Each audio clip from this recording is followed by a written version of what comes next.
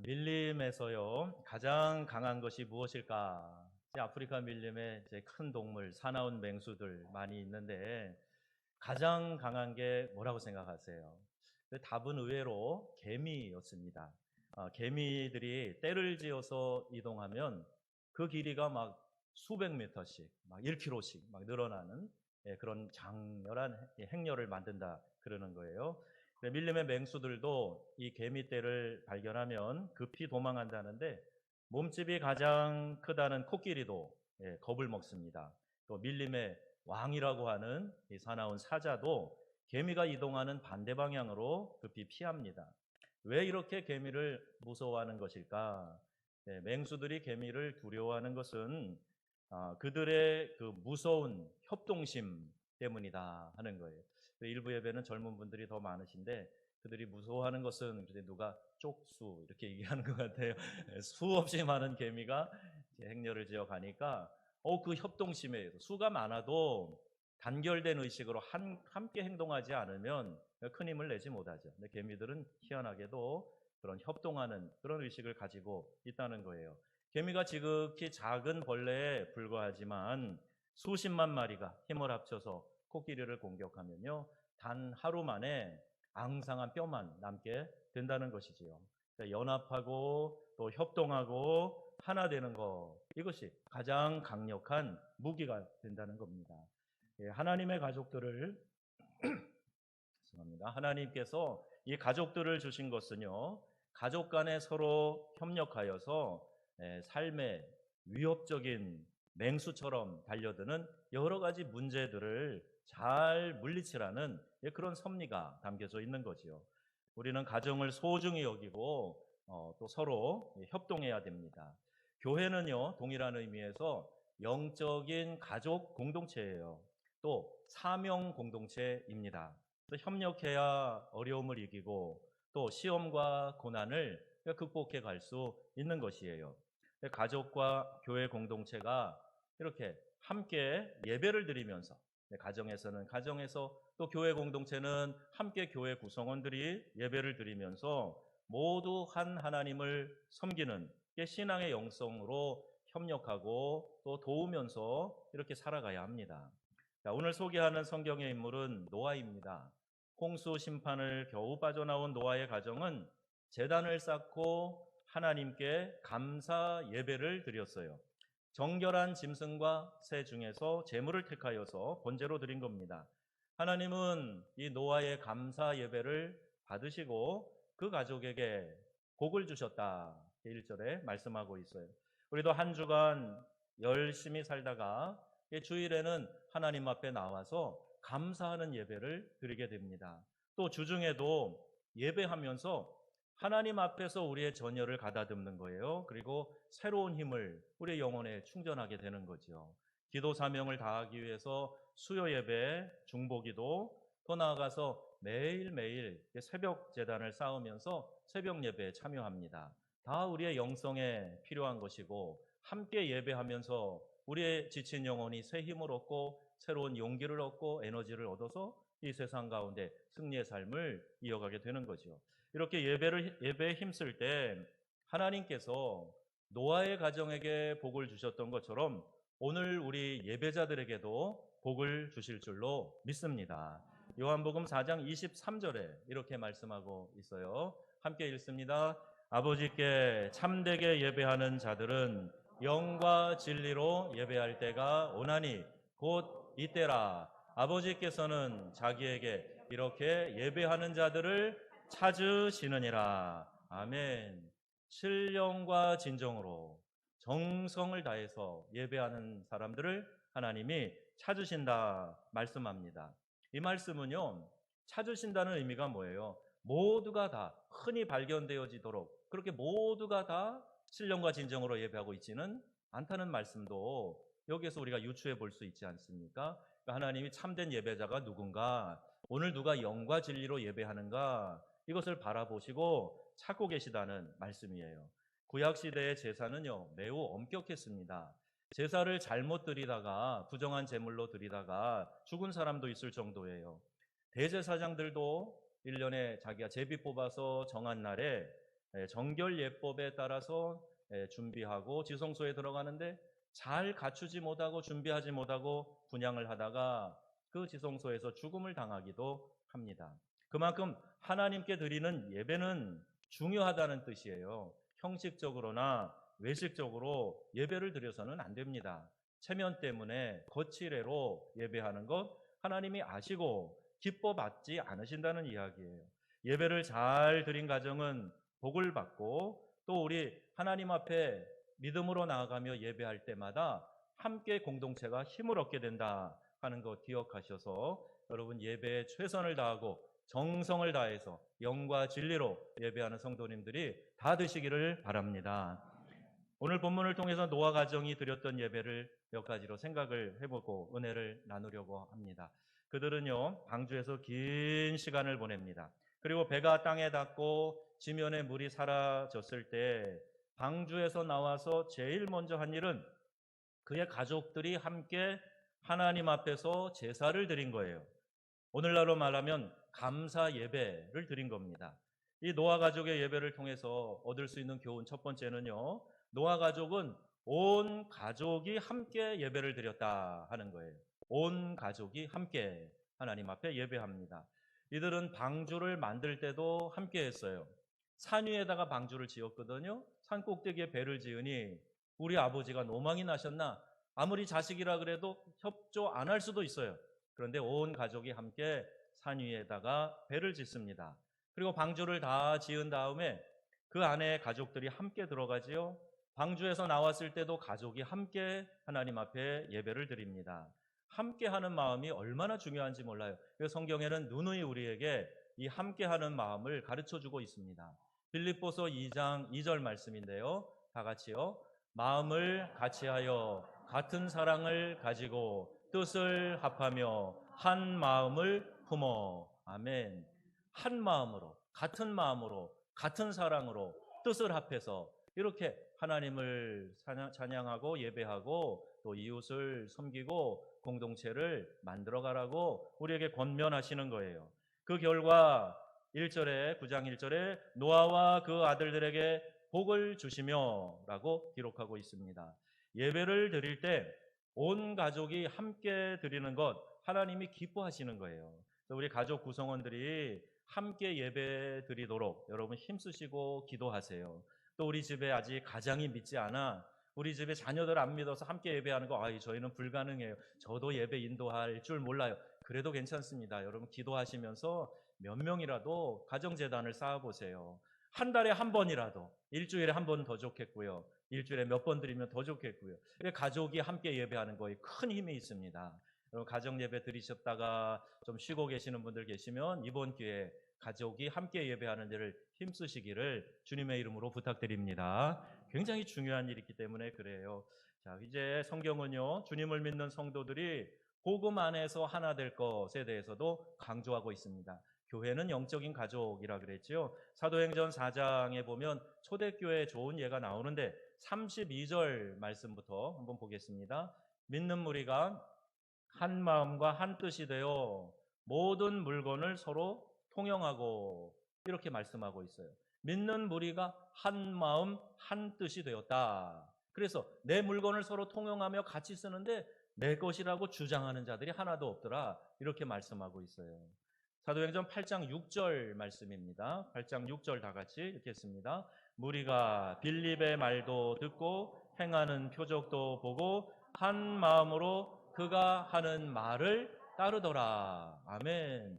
무리가 많은 사람들 아닙니까? 그런데 빌립이 말씀 전할 때 그 말씀을 듣고 또 그가 행하는 표적도 보고 한 마음이 되어서 전하는 말씀을 따르더라. 자, 이것이 초대교회의 역사입니다. 교회는요, 신앙 공동체는요, 영적인 가족이에요. 한 말씀 안에서 하나 되는 것이 얼마나 중요한지 몰라요. 여러분 안에 이 말씀에 순종하는 그러한 마음이 있어서 말씀 순종하고 따라가며 한 마음 이루어서 귀한 은혜를 체험하게 되시기를 축복합니다. 에베소서 4장 3절에도 이렇게 말씀하고 있어요. 성령은 우리를 하나 되게 하시는 영이시기 때문에 함께 교제하고 함께 사역하라고 하시거든요. 뭐라고 말씀하시는가? 읽어보겠습니다. 평안에 매는 줄로 성령이 하나 되게 하신 것을 힘써 지키라. 아멘. 성령은 우리를 하나 되게 하시는 영이에요. 뭐를 위해서? 교제를 위해서, 사역을 위해서. 교회의 사명 잘 감당하라고 하나 되게 하십니다. 그러니 내가 성령의 인도하심을 받아 지금 일하고 있는가 알려면 하나 되게 하는 역할을 하고 있는가를 보셔야 돼요. 분리하게 만들고 분열하게 하고 또 이렇게 되면 성령의 인도하심을 받는 것이 아니기 때문입니다. 그래서 우리는 악교와 같이 이렇게 붙이는 역할을, 갈라진 틈을 메우는 역할을 하는 것, 자, 이것이 화평케 하는 자라 하나님의 아들이라 일컬음 받는 사람이고 성령께서 하나 되게 하신 것을 힘써 지키는 자입니다. 왜 힘써 지키라 그러셨다고요? 쉬운 게 아니니까요.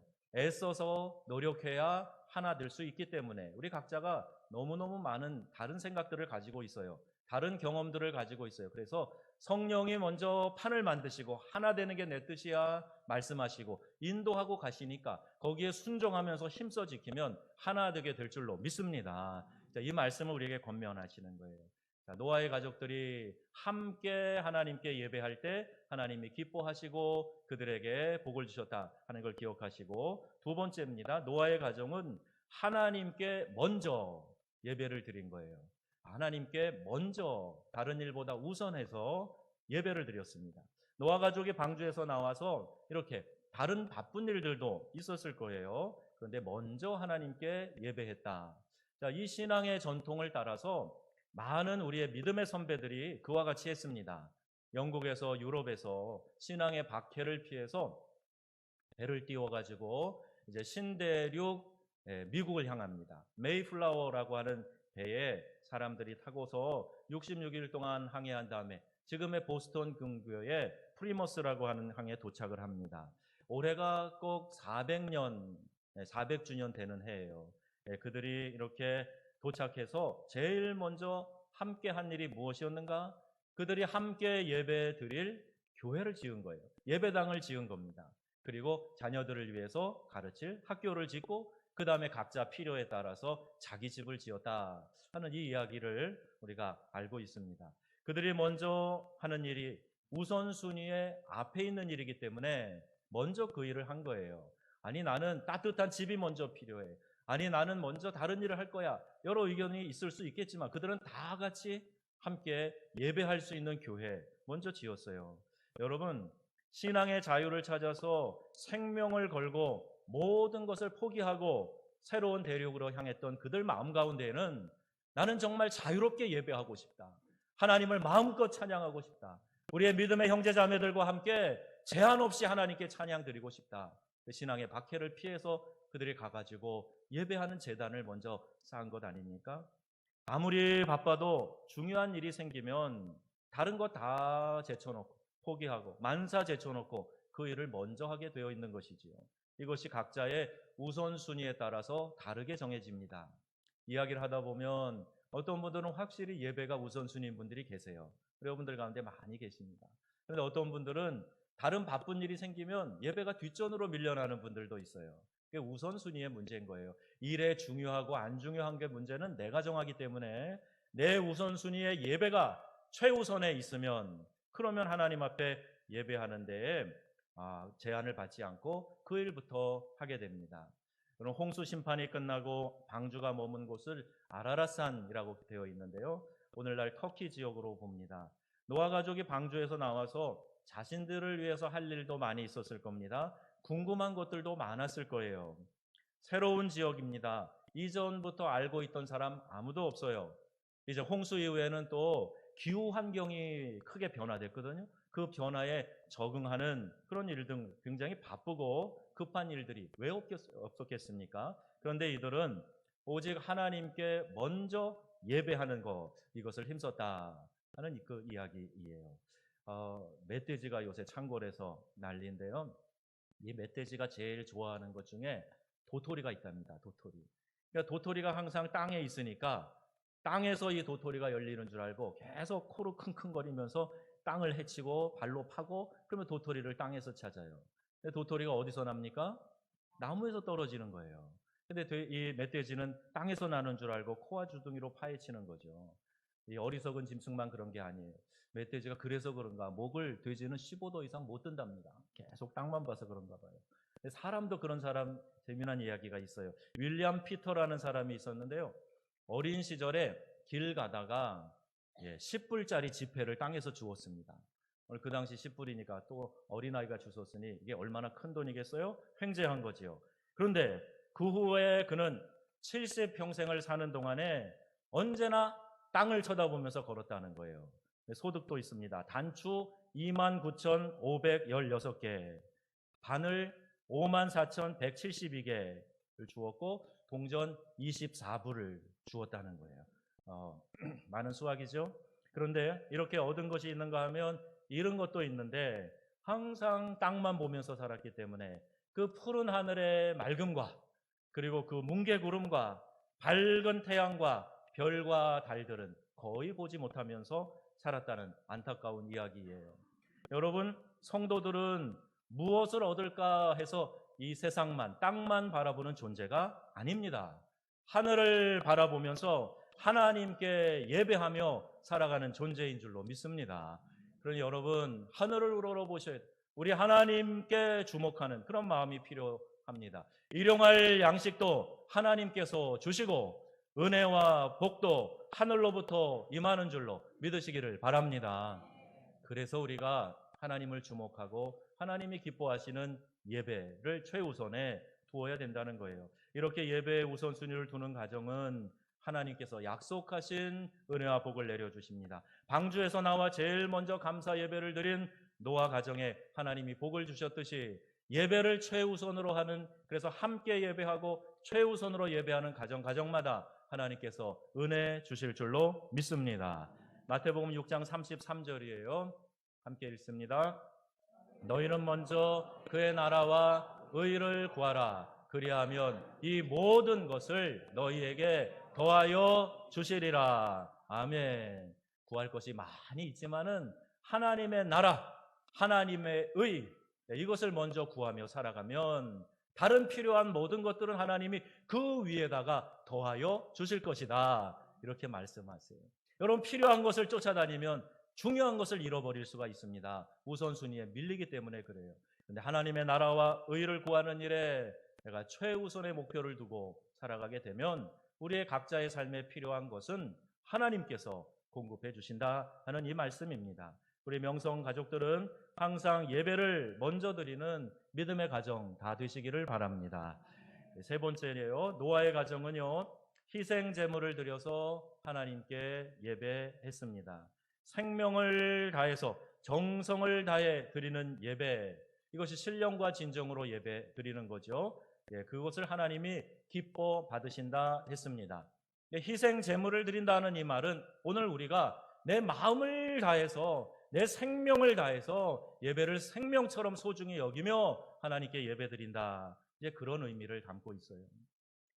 아담과 하와의 아들 둘이 태어납니다. 가인과 아벨이지요. 가인은 농사를 지은 것으로 하나님께 예배했고요. 아벨은 양을 잡아서 예배를 드렸습니다. 제사는 하나님이 정하신 방법대로 하나님이 뜻하시는 대로 제사를 드려야 돼요. 내 본의로 하는 게 아니라 하나님이 정하신 방법대로 그렇게 해야 되는 거죠. 그래서 레위기서에 보면은 제사를 드리는 방법에 대해서 자세하게 나와 있습니다. 그런데 이들은, 특히 가인은 하나님 앞에서 자기의 마음대로 제사를 드린 거예요. 왜 하나님이 제사 제도를 이렇게 피 있는 제사로 두셨는가? 하나님이 정하신 피 흘려 속죄하고 구원해 주시는 예수 그리스도가 대속의 죽음으로 우리 대신 피를 흘려서 죽으실 것을 미리 보여주신 거예요. 그게 구약의 제사 제도의 특징입니다. 그러니 피 흘림이 없으면 사함이 없다고 히브리서 9장 22절에도 말씀하고 있어요. 피 흘림의 제사를 통해서 내가 하나님 앞에 생명을 부어드리는 그런 마음으로 영과 진리로 생명을 다해 그렇게 제사하라고 말씀하셨는데, 가인은 그렇게 따르지 않은 거예요. 자기가 하기 편한 대로, 농사 지는 사람이니까 그 곡식을 가지고 하나님 앞에 제사를 드린 겁니다. 하나님 안 받으셨어요. 아벨의 제사는 흡양하셨지만 가인의 제사는 받지 않으셨는데, 이로 인해서 가인이 분내고 시기하여 동생 아벨을 쳐서 죽이는 인류 최초의 살인 사건이 그것도 이런 가족 근친 가운데 살인 사건이 일어나고 만 것입니다. 창세기 4장 5절에서 9절 말씀 보시면 가인과 그의 재물은 받지 않으셨다. 근데 가인이 몹시 분해여 안색이 변했다. 이렇게 기록하고 있어요. 그런데 하나님께서 가인에게 말씀하시는 거예요. 너 그렇게 분내고 안색이 변함이 어찌 됨이냐? 내가 선을 행했으면 어찌 낯을 들지 못하겠느냐? 이렇게 말씀하시는 거예요. 하나님은 중심을 보시는 하나님이시기 때문에 가인이 좋지 않은 태도로 하나님 앞에 제사 드린 걸 아셨어요.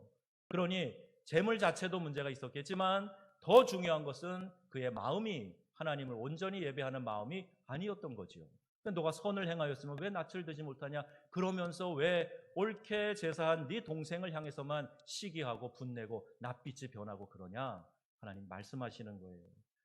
그리고 가인이 아벨을 데리고 아벨과 함께 들에 있을 때 그 아우 아벨을 쳐서 죽였어요. 다시 하나님께서 가인에게 말씀하십니다.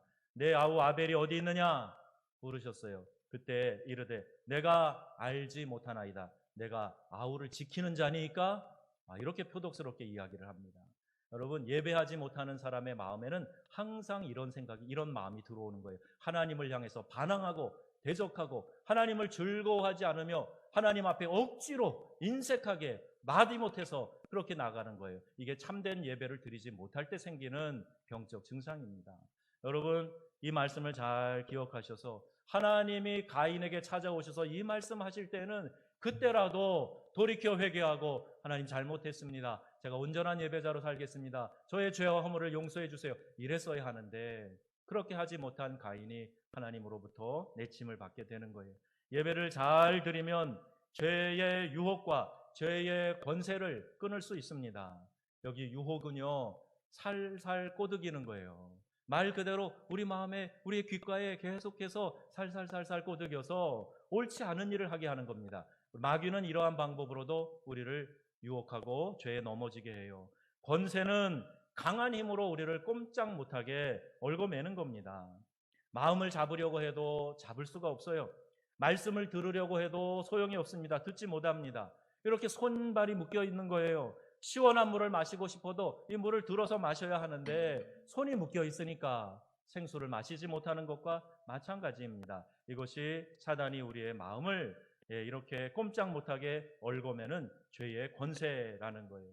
여러분, 정성을 다해 예배하는 자들은 하나님이 자유하게 하셔서 우리를 강건케 하셔서 은혜를 베푸시고 그래서 이 죄의 유혹과 죄의 권세를 넉넉히 이길 수 있는 힘과 능력을 베풀어 주시는 것 믿으시기를 바랍니다.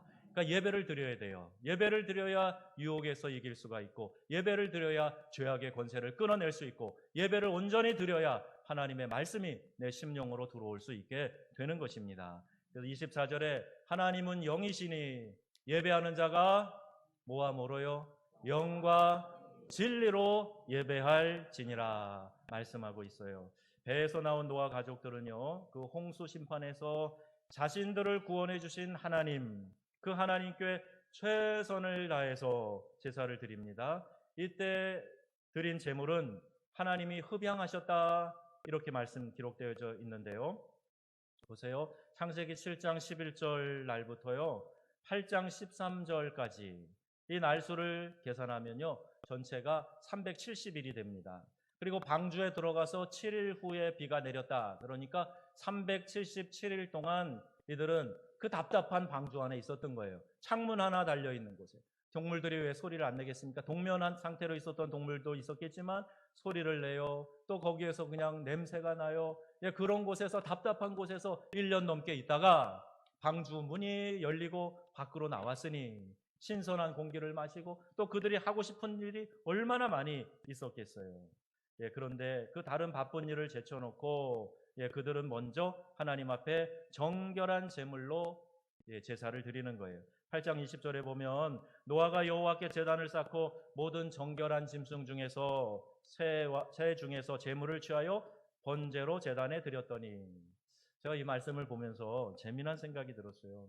아니 1년 넘도록 방주에 타고 있을 때 그들은 안도했겠죠? 동물들도 안도했겠죠? 야, 홍수 심판이 있대. 그런데 내가 여기 방주에 탔으니 안도하지 않았겠어요? 그런데 방주에 내리자마자 제물이 된 짐승은 좀 안 됐다.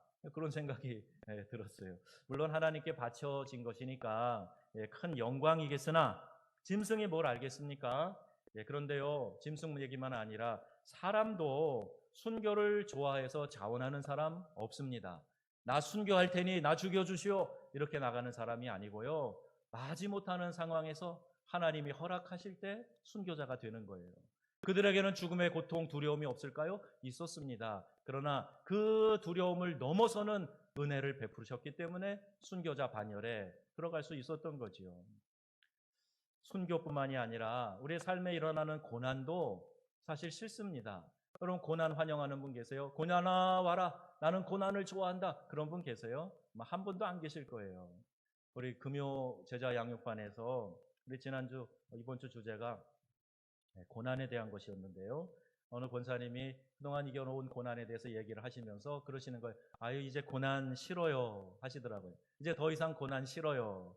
그렇게 얘기하셨어요. 아 고난은 변장하여 찾아오는 하나님의 축복이라고 합니다. 이런 것도 이제 다 공부하고 이야기했는데 그래도 고난은 싫어요.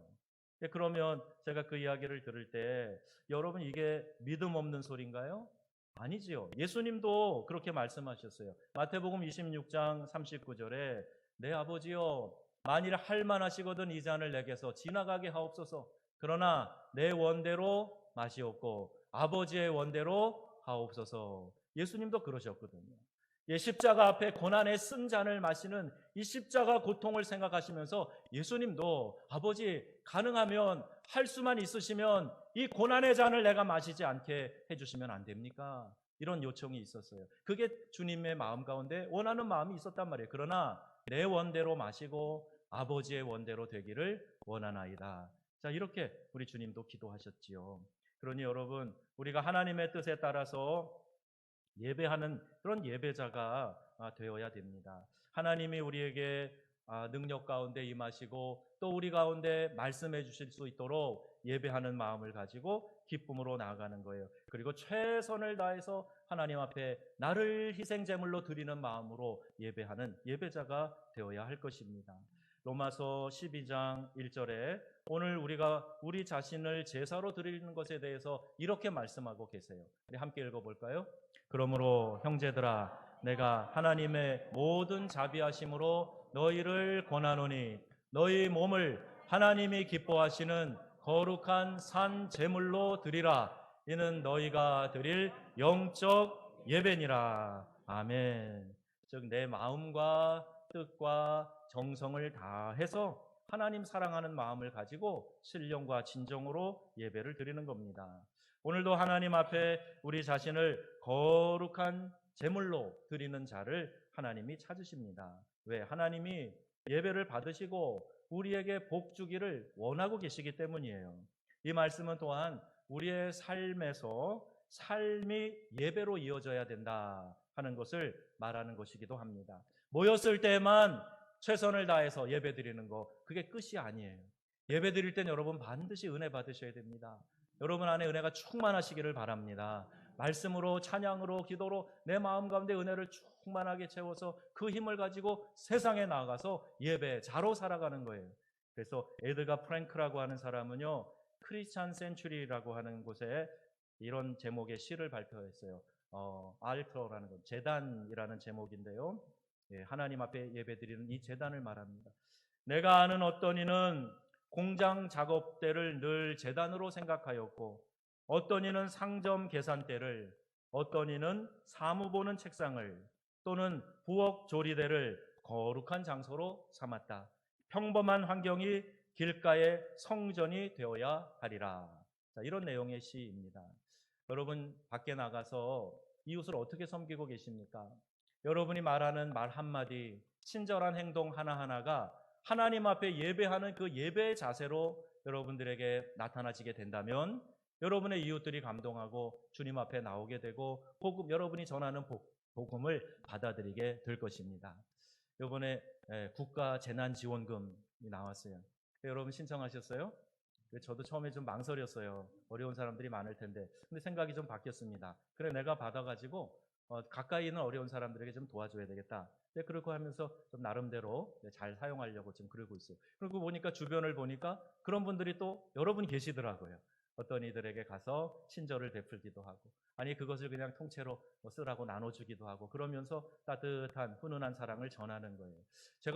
제가 그 기간에 이런 생각이 들었습니다. 이 재난 지원 카드 10만 원짜리가 뭔데, 이것만이 아니라 하나님이 우리의 인생의 통째로 우리의 삶의 지원 카드를 주셨구나. 내가 먹고 입고 쓰는 이 모든 것을 통해서 내 이웃을 섬기고 이웃에게 그리스도의 사랑을 전하고 그들을 구원하라고 하나님께서 우리의 삶에 선교비를 주신 거구나. 이런 생각이 들었습니다. 여러분 안에 성령의 감동하심에 따라서 이웃을 잘 섬기는 그런 기회로 선용하시기를 주의 이름으로 권고합니다. 좋은 기회예요. 내가 청직이구나 하는 것을 다시 한번 생각해 보라고 정부에서 도와주고 있어요. 이런 기회에 사랑도 나누고 함께 교제하는 그런 기회로 여러분이 잘 선용하시면 좋겠습니다. 내 삶의 현장에서 하나님을 예배할 수 있는 방법은 다양하게 있어요. 도와주고, 성경에 나오는 과부와 고아를 돌보는 얘기처럼 내 주변에 사회 저변에 있는 이들, 약자들, 그들을 도와주는 마음 갖는 것, 또 사랑이 필요한 사람들에게 가서 그리스도의 사랑을 전하는 일, 해야 될 일들이 많이 있습니다. 삶의 현장에서 그들을 섬김으로 하나님을 예배하는 예배자들이 다 되시기를 바랍니다. 멀리 선교 현장에 나가 있는 분들이 다 삶의 현장에서 예배하기 위해서 나가 있는 분들이에요. 여러분도 마찬가지입니다. 이동희 목사님 오셔서 늘 설교할 때 그 이야기 하시는 것처럼 여러분이 다 선교사예요. 삶의 현장에서 그 선교사의 마인드를 가지고 누군가를 섬기면서 그들에게 친절과 봉사로, 그들에게 생명의 떡을 전하는 복음 전도로 섬기게 될 때, 그때 여러분이 삶의 현장에서 예배하는 예배자로 살아가게 되는 것이지요. 오늘 이제 이 코로나19로 움츠렸던 우리가 다시 전열을 가다듬고 새로운 결단으로 예배드리는 우리 모두가 되어야 하겠습니다. 여러분, 예배가 우선입니다. 한번 다 같이 해보시겠어요? 예배가 우선입니다. 예배가 우선입니다. 한 번만 더요. 예배가 우선입니다. 예배가 우선입니다. 예, 아멘. 여러분, 예배 드리는 일 정성을 다해서 우리가 최선을 다해서 하게 될 때 우리가 삶에서 승리케 되고 하나님이 주시는 능력을 덧입어 살게 될 줄로 믿습니다. 온 가족이 빠짐없이 예배할 수 있기를 소망하면서 힘써 기도하시기를 바랍니다. 하나님께 정성을 다해서 예배하시는 성도님들이 되시기를 바랍니다. 항상 예배를 통해서 은혜 받고 축복을 누리셔서 때마다 일마다 승리하는 모든 성도님들의 가정이 되시기를 우리 주 예수님의 이름으로 축원합니다. 아멘.